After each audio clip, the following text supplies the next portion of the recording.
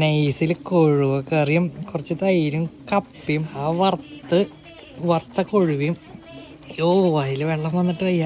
ഇങ്ങനെ എടുത്തിട്ട് അമ്മ എന്നിട്ട് ഇന്നത്തെ ഊണിനുള്ള സ്പെഷ്യൽ ഇവിടെ ഉണ്ടാക്കിക്കൊണ്ടിരിക്കണേ. കുറച്ച് നല്ല കൊഴുവ കിട്ടിയിട്ടുണ്ട്. അത് വെച്ചിട്ട് നമുക്ക് പച്ച കുരുമുളകും പച്ച കാന്താരിയും നാളികേരമ്പാലും ഒഴിച്ച് നല്ല പോലെ വറ്റിച്ചെടുത്തൊരു കറി. പിന്നെ വാഴയില് തേർക്കുകയും ചെയ്യാം.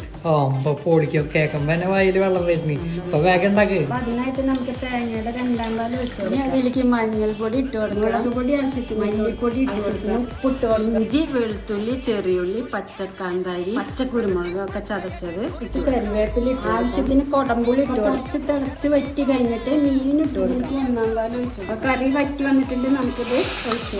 അടിപൊളി കൊഴുവ കറി റെഡി. കൊഴുവ വറുത്തത് റെഡി ആയി വന്നിട്ടുണ്ട്. നന്നായി മുരിഞ്ഞിട്ടുണ്ട്.